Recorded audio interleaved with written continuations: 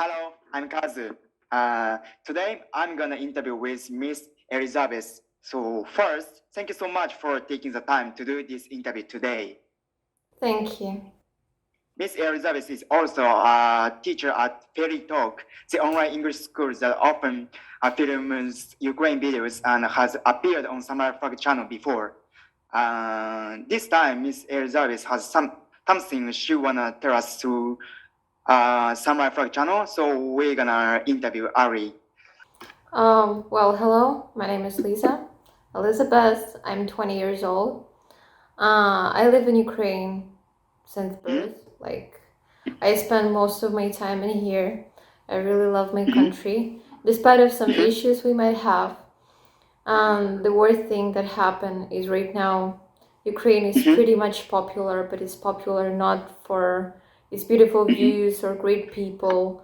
It's popular because of war. And that's what disturbs me the most.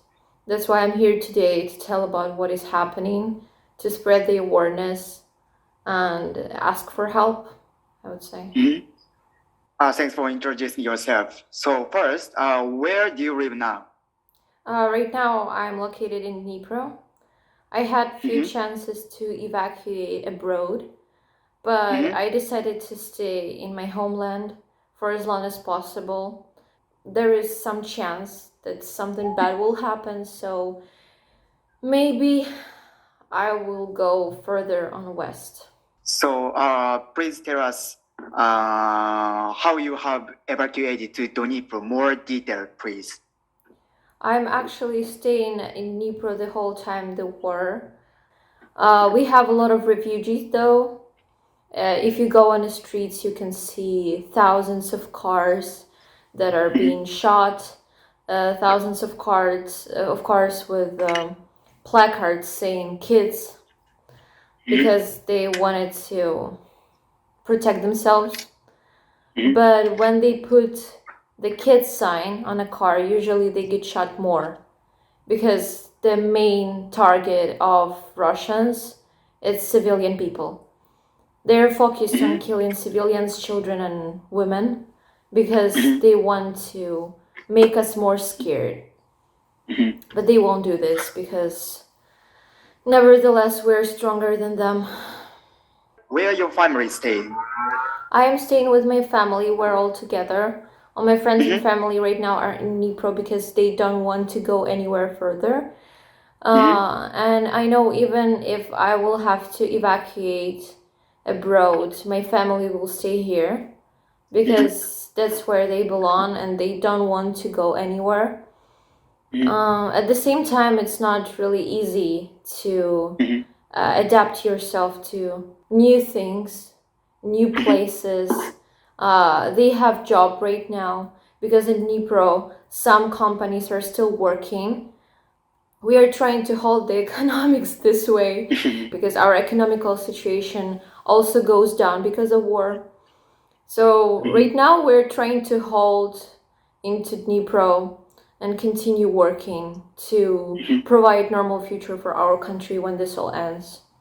So next question, can you tell us how people are actually doing in parts of Kyiv and in relatively safe places? Kyiv territories were released. Our soldiers did a great job, and right now Kyiv is completely free from all the fascists. But other places, they dislocated their troops to the east side because they knew they're too weak to hold into all the positions altogether.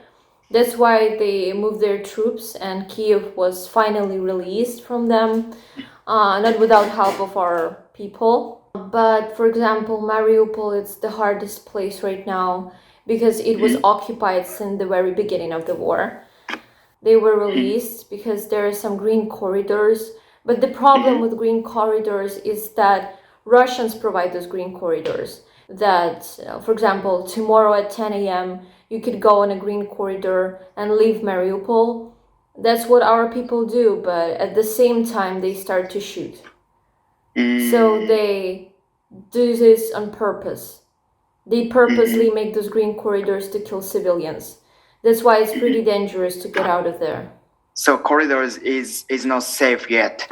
They are never safe.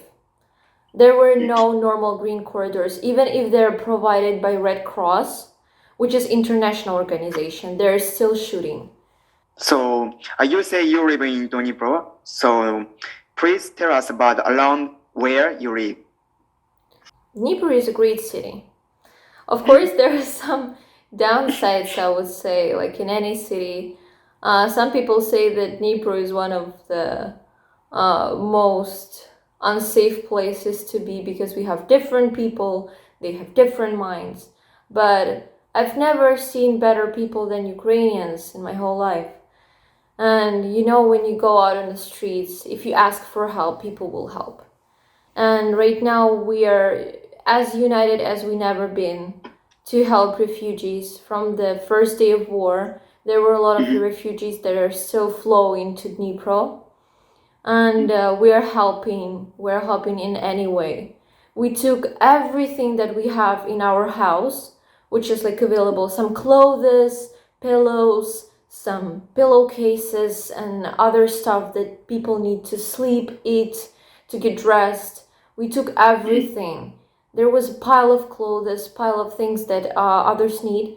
We put it in a car and we went to help refugees. Our own lockdown, so we're locking the town after 9 p.m. and nobody from civilians is allowed to go out. But those troops do, and they patrol our territories to provide safe environment. You know, outside of my house, you could see 3 cars that are from Donetsk. When you see those people, you want to smile and cry at the same time. Cry because they lost their homes. They don't have anywhere to go back to. But at the same time, they're so strong. There is a girl, she has leg injury because of the shots. And, well, she's smiling so bright. That's incredible how she holds. I've heard that there's a lot of fake news in the world. So what do you think about that? That hurts. That's as simple as it is. That hurts so much. Because when you see it with your own eyes, when you see those people who die, there are a lot of children who were raped and women who were raped. Unfortunately, they didn't make it. When you see those videos and you see those people who were injured so much, and then there are other people who are telling that Ukrainians are doing this to their own people, and that is actually fake. There are no Nazis in here, and there never been any Nazis. I personally speak Russian language my whole life because Dnipro is mostly Russian-speaking city. I even had one student recently who was asking, is Azov Nazis? And I literally had to explain the simplest things, that we are not Nazis, that's all fake, that we don't have anybody who could harm us. You know, Russian troops are mostly people younger than 20. I've seen passports of Russian soldiers who were born in 2003. They're younger than me. They're literal kids. I could not imagine myself being in war right now. Thank you so much. There have been recent reports in Japan about the tragic events in Bucha and other parts of North Ukraine. Could you elaborate on that? We knew that situation was bad, but we did not expect it to be that bad. There were much more murders. There were more casualties. I know about the situations where they were burning down those people they raped and killed because they want to hide what they did, but the world will know forever and we will not forgive them. The tiniest amount we could ever seen, because not everything is shown on media, because that would spread panic, and we're already panicking a lot, so they're trying to protect us from all the bad information. But this tiny amount was enough. The worst photo I've ever seen was our troops ended up in the basement of one of the buildings, and they seen pile of bodies lying out there. And on top of all those bodies was naked little girl She was around 4 or 5 years old. And refugees from those places who survived, there were a bunch of children, like around 40 children that were sent to Poland, to hospital. And volunteers said that all their intimate parts were torn. Like they don't have anything down there because they were raped so many times. How do you think those children would live? They don't have future anymore. I suppose after everything that happened to them, they won't ever be normal human beings. They're just destroyed mentally. How do Ukrainians gather information about the war? Every information that we get is from officials. We have some officials like city mayors from like the occupied cities and the cities that are in the middle of the war right now. We're receiving information from our president, and every speech that he gives every day, you could watch online everywhere. It's translated to most of the languages. So, and at the same time, some of us receive information from our friends who are in the military. They may share some information, not everything, because some information they should not spread. Refugees also tell a lot about what happened out there because they've been there. Before doing this interview, Miss Elizabeth asked me to talk about the tragic events that occurred today. So could you elaborate on that? The event I was talking about is bombing in Kramatorsk railway station. They gathered on the railway station to take a train to the safer place. And of course, people who are running away are 90% elderly people, women and children. And the first thing I saw, it was the video of volunteer going around the place after it all happened. I've seen a lot of bodies. I've seen a woman who doesn't have half of her head. Like, it's blown away. She doesn't have face anymore. She's dead. And next to her, there was a little boy, probably 8 to 10 years old, I suppose. And he was lying in a pool of blood. And yeah, that hurts. You cannot do anything about this, and that's the worst part, that you cannot help them.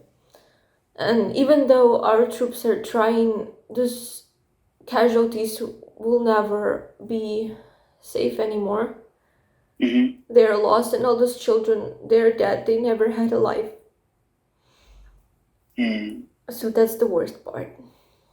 Yeah, thank you. That's fine. I'll have time to calm down at least. Because I'm really emotional. So resume the interview. Okay. So what kind of volunteer activities are there among Ukrainian citizens? Everything that they can do. My friend organizes fundraising concerts, and we take the money to share it with our military. Some shops, they also work, but not for their own profit. They raise money to send it. Some people send medication. A lot of people are helping by taking their car. They go to the worst spots that are under the conflict, and they take refugees. Some people are sharing flat with refugees. They like offer to live with them. At my mom's job, men decided to make furniture, beds for refugees. So probably anything you could imagine for normal life being, Ukrainians are doing well. Are children able to continue their studies in school or elsewhere? Some cities do not operate any schools or universities right now. But for example, the university I'm studying in, it continues the educational process. It's easier because some people are under different conditions right now. And it's online, of course, because a lot of people are in different countries, in different cities, everywhere throughout the world. but it still continues because we need to get our education done. So finally, do you have any messages for the Japanese people? And of course, spreading awareness, because everything that you post, even if it's like a small Instagram story, it also helps. You should find in the informational war too, because it's not only war on the ground happening here in Ukraine, it's also war which goes through internet, because a lot of fakes are spread. But the thing I wanted to say, after speaking to every student that I have from FeliTalk, I wanted to say a big thank you, because that's incredible. And I know they're actually really, they know how I feel, and they're really sympathizing me right now, and they sympathize every Ukrainian who is out here. So I would say a huge thank you for every send that you're sending, for every word that you're saying, for those emotions that you share with us, because it may seem so tiny, like it's not something physical, but this support makes a lot of difference. And I don't know what I would do without the support of my Japanese students. Actually, I'm really grateful. And thank you personally for having this interview with me, because I know this will help. I know this will spread the awareness.